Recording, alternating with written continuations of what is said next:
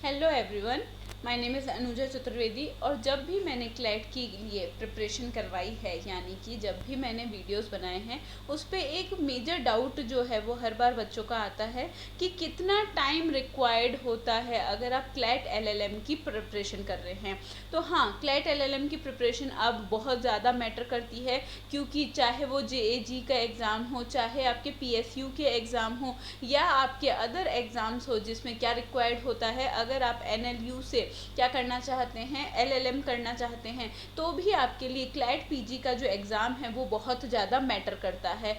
तो जल्दी से क्विकली हम ये देख लेते हैं कितना टाइम रिक्वायर्ड होता है और क्या स्ट्रेटेजी से आपको पढ़ना रहेगा। तो सबसे पहले बात करते हैं कि अगर आपके पास जो टाइम है, अगर आप कौन से ईयर में हैं, 4th ईयर में हैं, तो ये होता है आपका आइडियल टाइम। 4th ईयर में ही आपको क्लैट एलएलएम के लिए, क्लैट पीजी के लिए क्या कर देनी चाहिए, प्रिपरेशन चालू कर देनी चाहिए। लेकिन अगर हम देखें तो हमारा चल रहा है मई, तो आपको दिसंबर 2023 के लिए मिल रहे हैं 6 मंथ्स, और ये टाइम भी सफिशेंट है। अगर आप स्ट्रेटेजिकली चलेंगे तो आपके लिए ये टाइम बिल्कुल सही रहेगा।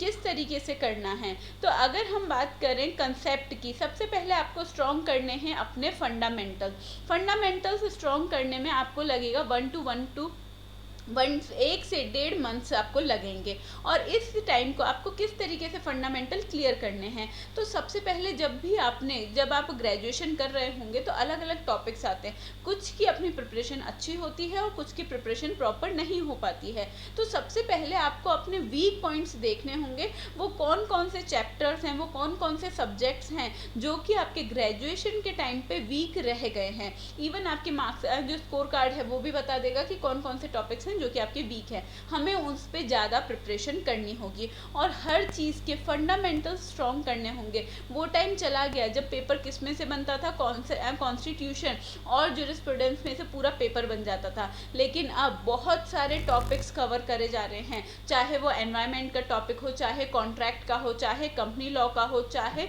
आपके कॉन्स्टिट्यूशन का। हर तरीके के क्या आ रहे हैं, क्वेश्चंस आ रहे हैं, क्योंकि पेपर का पैटर्न भी 2 तरीके से डिवाइड हो चुका है। हम जानते हैं पेपर में कितने क्वेश्चन आएंगे, 120 क्वेश्चन आएंगे। तो ये 120 क्वेश्चन के लिए कई बार वो देते हैं 12 पैराग्राफ और कई बार वो देते हैं कितने, 6-10 पैराग्राफ्स। और ऐसे केस में आपके साथ क्या हो रहा होगा, कई बार पैराग्राफ आपके छोटे आ रहे होंगे, कई बार काफ़ी बड़े पैराग्राफ्स आ रहे होंगे। और ये जो पैराग्राफ होंगे वो किस में से आएंगे, जो आपकी जजमेंट है उनमें से ही एक्सट्रैक्ट निकाल के आपको यहाँ दिया होगा। तो हमें सबसे पहले क्या स्ट्रॉन्ग करना है, हमारे फंडामेंटल से सबसे ज़्यादा स्ट्रॉन्ग करने हैं।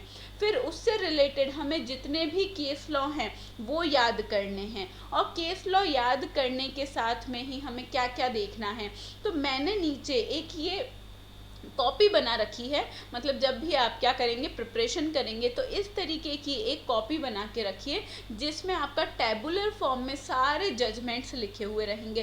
तो फंडामेंटल्स एक बार लॉजिक से आप क्लियर कर सकते हैं, पर क्योंकि हमें बहुत सारी चीज़ें याद रखनी हैं तो इस तरीके से एक टेबल बना के रखिए। और इस टेबल में आप क्या मेंशन करेंगे, सबसे पहले आप मेंशन करेंगे केस लॉ।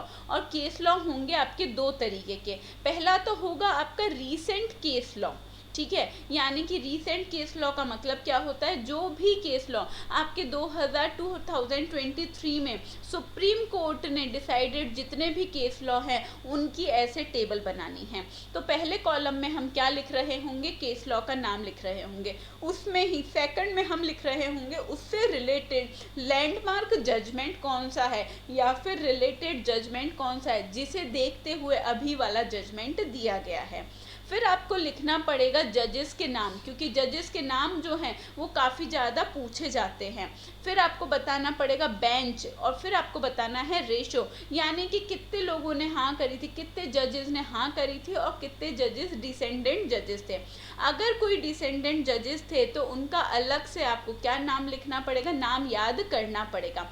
फिर आता है उस केस में आपको क्या करा है, कम्युनिकेशन जो है, यानी कि लीगल पॉइंट क्या बताया गया था, किस टॉपिक से रिलेटेड ये चीज़ है। और इसी के साथ अगर कोई अदर बातें हैं तो वो भी आपको लिखनी पड़ेगी।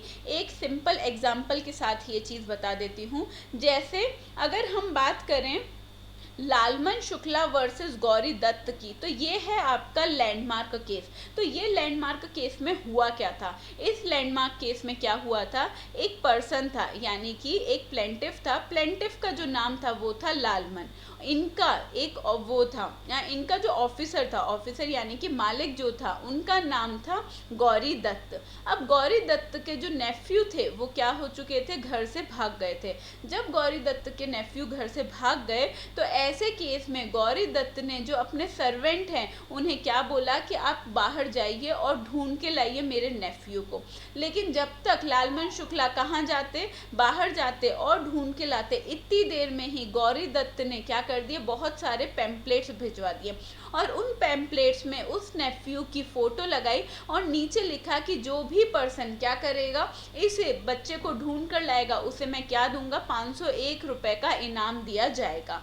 जब ये चीज़ होती है तो क्या होता है, लालमन शुक्ला जो कि उनके सर्वेंट है वो क्या करते हैं, नेफ्यू को ढूंढ कर लेकर आ जाते हैं।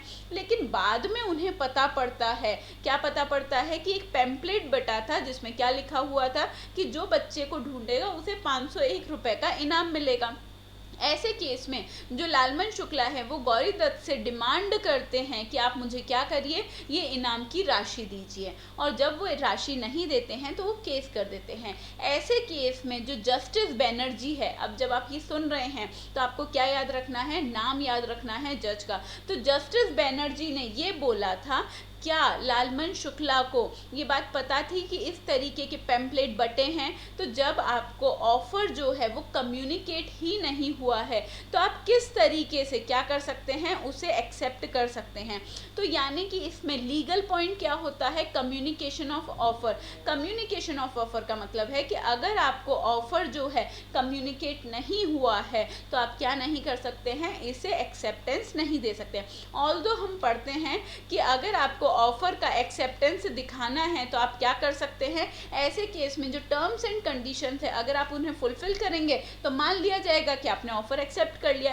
पर इस वाले केस में इन्हें ऑफर के बारे में पता ही नहीं था, जो कि मेन पॉइंट था। और इसी के साथ में अदर्स में आपको क्या लिखना है, अदर्स में आपको ये लिखना है, साथ में ही जस्टिस बनर्जी ने ये भी बोला था कि जो लालमन शुक्ला हैं उन्होंने बच्चे ढूंढना, जो नेफ्यू को ढूंढने का काम करा था, वो क्यों करा था, पर्सनल ड्यूटी के कारण करा था, क्योंकि उनके मालिक ने उन्हें क्या बोला था, उनके प्रिंसिपल ने उन्हें बोला था कि बच्चे को ढूंढ कर लाना है, और ये उनकी क्या थी, पर्सनल ड्यूटी थी। तो वो क्या नहीं कर रहे थे, ऑफर को एक्सेप्ट नहीं कर रहे थे, बल्कि वो तो अपनी पर्सनल ड्यूटी निभा रहे थे, इसलिए वो क्या क्लेम नहीं कर सकते हैं, इसलिए वो इस ऑफ़र को, जो 501 रुपये का जो ऑफ़र है, उसे एक्सेप्ट करने के लिए नहीं है। और क्योंकि यहाँ ऑफ़र एंड एक्सेप्टेंस वाली चीज़ नहीं है तो ये किस में कन्वर्ट नहीं हो सकती है, कॉन्ट्रैक्ट में कन्वर्ट नहीं हो सकती है।